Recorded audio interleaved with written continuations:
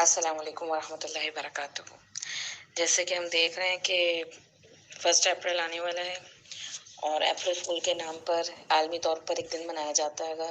جھوٹ بولنے کا۔ اس کی اپنے دین کی روشنی میں ہم دیکھتے ہیں کہ جھوٹ کے حوالے سے ہمیں کیا ہدایت ملتی ہیں گی۔ قرآن شریف میں اللہ تعالیٰ کا ارشاد ہے،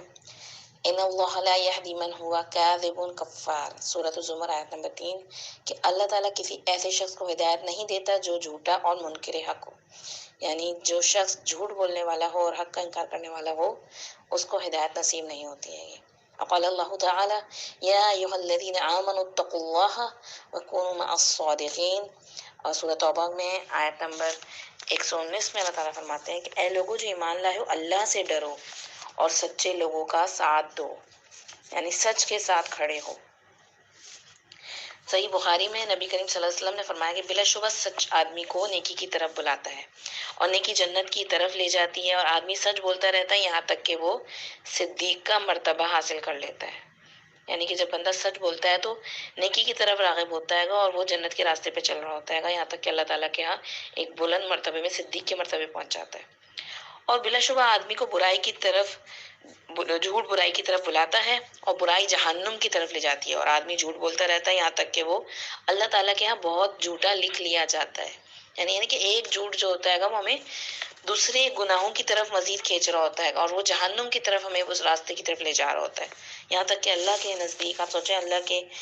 وہاں ہمیں جھوٹا لکھ لیا جاتا ہے گا۔ صحیح جامع ترمذی میں آتا ہے کہ رسول اللہ صلی اللہ علیہ وسلم سے صحابہ نے پوچھا کہ نجات کا ذریعہ کیا ہے، تو آپ صلی اللہ علیہ وسلم نے فرمایا اپنی زبان کو قابو میں رکھو، اپنے گھر میں رہو اور اپنے گناہوں پر رو۔ یہ 2406 ہے، کتاب الزہد، جامع ترمذی۔ یعنی کہ اس سے کیا پتہ چل رہا ہے کہ فتنوں کے حوالے سے کہ اگر ہم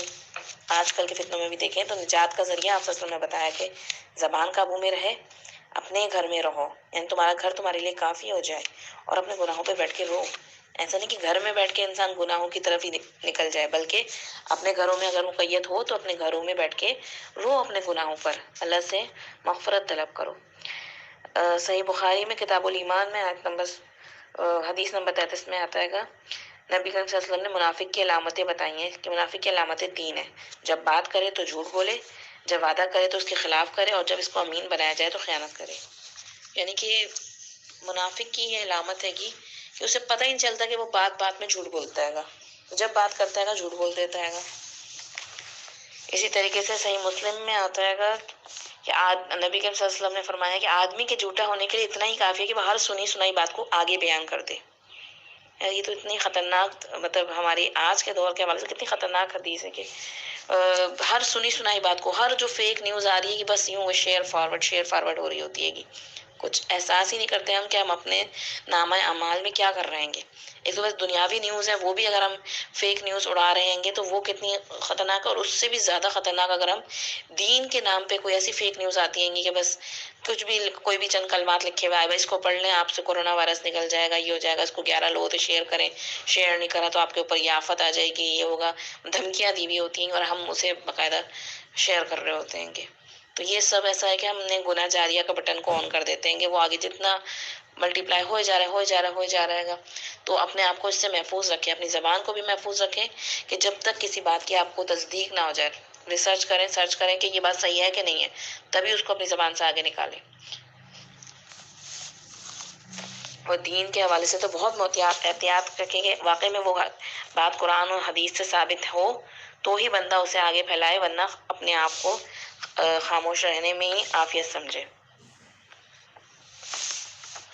اسی طریقے سے آپ صلی اللہ علیہ وسلم کی ایک اور حدیث بیان کروں گی، ابو داؤد کی کتاب الادب کی حدیث ہے، حدیث نمبر 4990، کہ سیدنا بہزہ بن حکیم اپنے والد سے اور اب اپنے والد سے روایت کرتے ہیں کہ میں نے رسول اللہ صلی اللہ علیہ وسلم سے سنایا، آپ صلی اللہ علیہ وسلم نے فرمایا ہلاکت ہے اس شخص کے لیے جو لوگوں کو ہنسانے کے لیے جھوٹ بولے، ہلاکت ہے اس کے لیے، ہلاکت ہے اس کے لیے، یعنی 3 مرتبہ آپ نے اس شخص کے لیے ہلاکت، ویل کا لفظ استعمال کیا، ویل للذی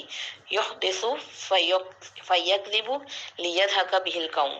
یعنی قوم کو ہنسانے کے لیے صرف۔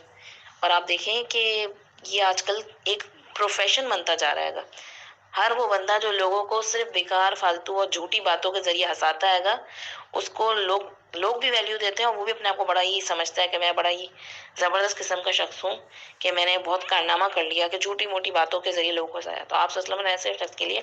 ہلاکت کا اور 3 مرتبہ ہلاکت کا کہا گا، کہ جو صرف فقط لوگوں کو ہنسانے کے لیے جھوٹ بول رہا گا، من گھڑت باتیں بنا رہے گا۔ اور آپ دیکھیں آج کل کا جو دور ہے گا، وہ صرف لطیفہ گوئی اور میمز کا ہی دور رہ گیا، مجھے لگتا ہے کہ ہم کتنی ہی شدید تکلیف، پریشانی اور فتنوں کی کنڈیشن میں آ جائیں، لیکن ہمارے اندر مزاج کے اندر ایسی چیز آ گئی ہے کہ ہمیں احساس ہی نہیں ہوتا ہے کہ جب تک ہم ہر چیز کو لطیفہ گوئی یا مذاق میں نہ اڑا لیں، ہمارے دل کو سکون چین نہیں مل رہا ہے۔ تو یہ بہت ہی خطرناک اس حوالے سے حدیث ہے کہ ہمیں اپنے جائزہ لینا چاہیے کہ ہم اپنی ہنسی مذاق سے بھی جھوٹ کو نکالیں اپنے حوالے سے، کہ ہر سنی سنائی بات کو آگے نہ بڑھائیں اپنی زبان سے یا اپنے اکاؤنٹ سے شیئر فارورڈ کر کے، اور اپنے زبان کے حوالے سے یہ بھی احتیاط کریں کہ صرف لوگوں کو ہنسانے کے لیے، لوگوں میں ایک مستی اور اس کا ماحول کریٹ کرنے کے لیے ہم جھوٹی باتوں کو نہ پھیلائیں۔ نبی کریم صلی اللہ علیہ وسلم کی طرف سے یہ ہلاکت جو ہے اپنے سر نہ لیں۔ تو اللہ تعالیٰ ہم سب کو محفوظ رکھے اور ہماری حفاظت فرمائے، اور ان احادیث اور اپنے دین پہ صحیح عمل کی توفیق عطا فرمائے، تاکہ ہم واقعی میں سچائی کا راستہ اختیار کریں، سچ بولنے میں ہی عافیت سمجھیں، اور اسی میں اپنے آپ ایک ویلیو بھی سمجھیں، کیونکہ آج کل جو سچ بولنے کا کہتے ہیں نا کہ سچ بولنے کا زمانہ نہیں رہا، دور نہیں رہا، کہ جھوٹے کی واہ واہ ہوتی ہے گی۔ تو یہ سب باتیں جو ہیں وقتی اور من گھڑت اور صرف فیبریکیٹڈ ہیں گی۔ اللہ کے ہاں تو سچ بولنے والوں کی ہی ویلیو ہے گی، اور وہ اللہ کے ہاں ایسے لوگ جو ہیں گے وہ صدیق کا مرتبہ پا جاتے ہیں گے۔ تو یہ دنیا کتنے عرصے تک رہنی ہے، کتنے عرصے ہم نے یہاں جینا ہے گا۔ آپ سوچیں کہ چند سالوں کی صرف واہ واہ کے لیے، لوگوں کے میں فیم حاصل کرنے کے لیے ایسا نہ ہو اپنے رب کے ہاں ذلیل اور خوار اور رسوا کر کے نکال دیے جائیں، دھتکار دیے جائیں۔ اللہ تعالیٰ ہم سب کو